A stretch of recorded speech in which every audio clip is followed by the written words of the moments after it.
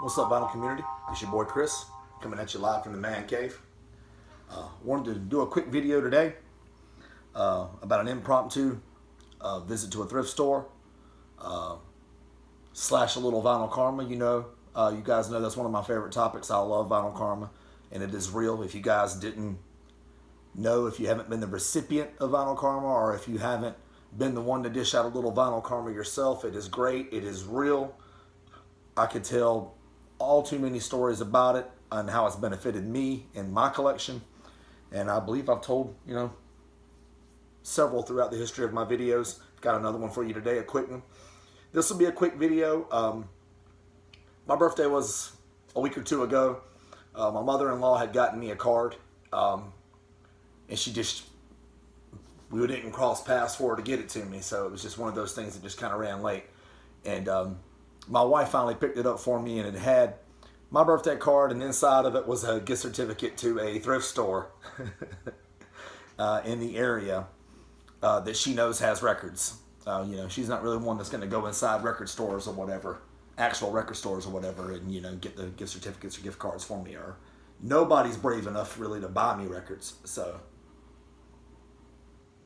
I have so many that people just don't take a chance on buying me a double.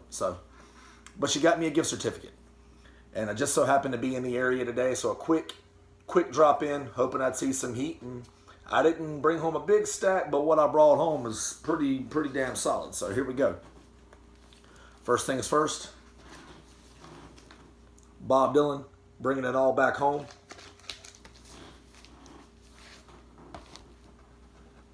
Monopress. Very cheap. It was a little dirty, and it didn't have an inner sleeve, but that is nothing more than a challenge to me if it's a really good price for a really great record. Grabbed the spin clean, got it out, went to town.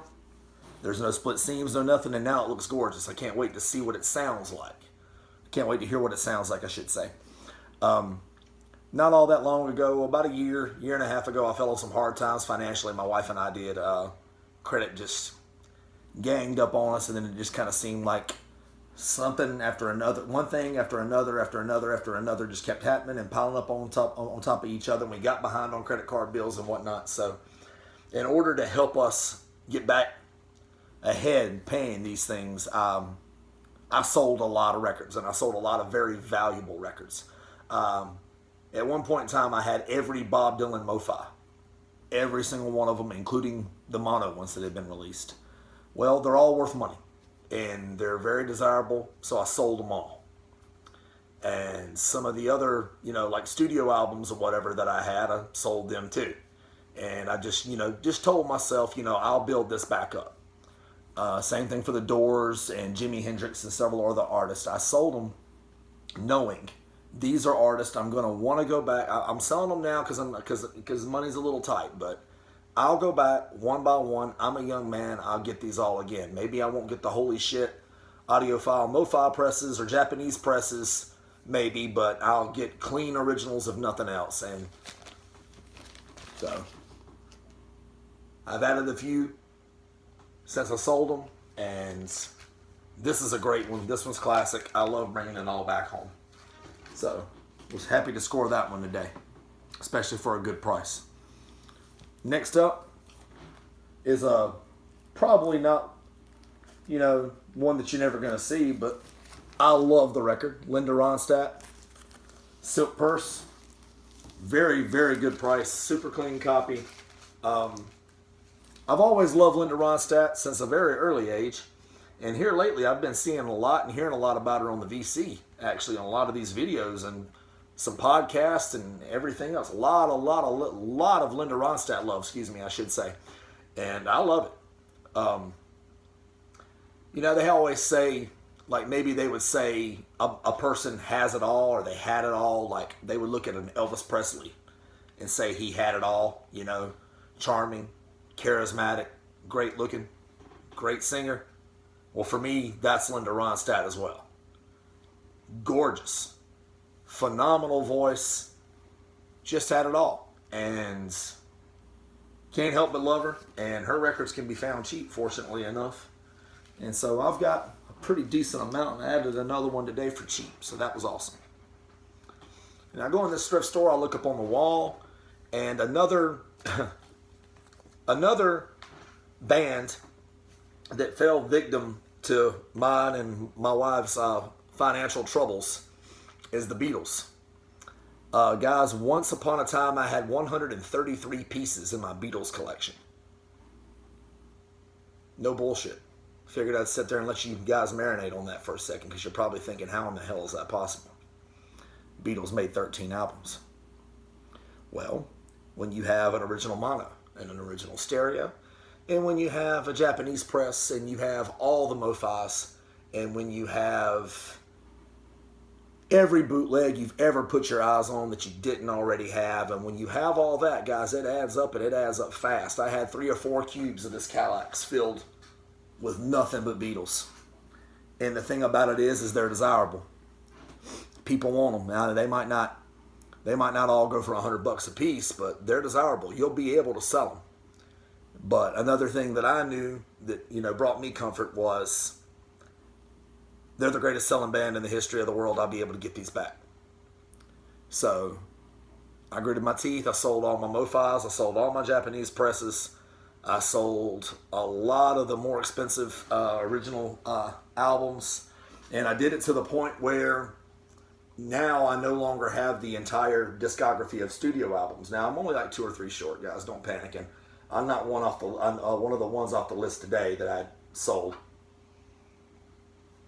Desperate times bring about desperate measures. For those of you younger than me who maybe don't have credit card debt or don't have a mortgage or don't have kids or whatever, you can look at a guy like me in that situation and think, oh my God, he's crazy. Why would he sell those wonderful records? Desperate times bring about desperate measures. And when you've got more important things in your life, when you've got children, and when you've got a spouse, and when you've got a house, and you got to keep all that going, you real quick, you find out what's more important to you. And for me, it's them easy without even thinking about it. So, point is, again, told myself I'll reacquire them all. Well, today, major one, Help, which in my opinion is probably, arguably their most underrated album. It's such a great record. It's so many great songs on it. See the Parlophone label? It's not the original Parlophone label that we all know, but a little research and, you know, just common knowledge on my part for being such a huge Beatles fan for so many years is it's a UK press circa about 1969. So not a first press, not a second press, but damn good enough for me, and it came at a good price. I had a gift card. Very happy. There's no split seams. There's no writing on the sleeve or on the label, which is very important to me. You know, it's got that. You see, you guys notice with the Beatles records with the UK, with the sleeves. But I love this album, and it's got Help and The Night Before, and You've Got to Hide Your Love Away, and man, I love that song. You're Gonna Lose That Girl and Ticket to Ride, and Ringo showing his ass on Act Naturally. Probably my favorite Ringo, performance with the Beatles. He's just got a voice that's just made for that rendition of that song, I think, in my opinion. I've Just Seen a Face yesterday. I've Just Seen a Face always reminds me of my dad, because my dad, to this day, has always just stopped on a dime and just sung every lyric to I've Just Seen a Face, just, without prompting, really. And, of course, he became familiar with it from the Wings Over America live album, and I think he thought it was a Paul McCartney and Wings song. I think I've told you guys in several videos, growing up around my house, we didn't listen to the Beatles in my house growing up. My mom and dad listened to Paul McCartney and Wings. I found, I got into the Beatles on my own. But the point is, I'm very, very, very, very happy to bring this back into my collection. I simply can't have a collection for too long where I don't own every Beatles album. And somewhere along the line, I'd like to go back and get all 13 of those MoFis again. But I'm going to be patient this time, and I'm going to take care of this debt first. And what tunes from the Man Cave, what tunes from the Man Cave haul will be, what kind of a haul would it be without, of course, an original mono Blue Note? Now, this isn't one of the, this isn't Blue Train. This isn't the Cooker. This isn't, this isn't one of the most desirable titles in Blue Note's catalog, of course, but is an original mono Blue Note. Deep groove with the ear. It's gorgeous. It's clean, and it was under 20 bucks. With the New York labels, full treatment. It's gorgeous. I can't wait to throw it on. Stanley Turrentine's Joyride. It's a really great record. I know that. I like it. I've always enjoyed it, but again, it's just, it's not one of the more desirable titles they have, but it's a title I didn't have, and you guys know how much I love my Blue Notes. I mean, damn it, guys, this record's got J.J. Johnson, on it. It's got Kenny Burrell, Herbie Hancock, Bob Cranshaw, Grady Tate, plus an orchestra. And it's a beautiful record, and it's arranged and conducted by Oliver Nelson, and it's just great. So that's the story of my quick, pop in at a thrift store with my gift card. Now, to one of my favorite, if not my absolute favorite topic to discuss and to talk about, especially in these videos on my channel, Vinyl Karma. So, for those of you who follow me on Instagram, all my records are always, sitting on top of my dust cover as my records spin, and doesn't make it very hard for the educated, vinyl eye to see that I've got a project, Debut Carbon, Esprit, and those come stocked with the Ortofon 2M Reds. So, a guy who you guys, if you don't know, you should know, his channel is Vinyl in the Van, just like it's spelled, VINYL in the van. And he also, followed me on Instagram, and he just sent me a message and goes, hey, I've got an Ortofon 2M Red, barely used, that's just sitting around my house. Do you want it? And me knowing I'll need another needle at some point. My point, my plan had been to save a little cash, set aside, and maybe buy the blue or the bronze, possibly. But that being said, if I can throw another red on there, buy me a little bit more time to save a little more cash, and then maybe, that bronze will be easy. Hopefully, with, enough time. But I'm thinking he's going to want some money for it, Sure. I mean, maybe he's not going to want, the full 100 or the full amount, for it, but, he'll want something. So I asked him, I was like, yeah, sure, I'd love to have a spare or a backup. How much would you like for it? He says, man, just send me your address. It's just sitting around my house. I got one. I didn't really like it that much, so I got myself a Grotto.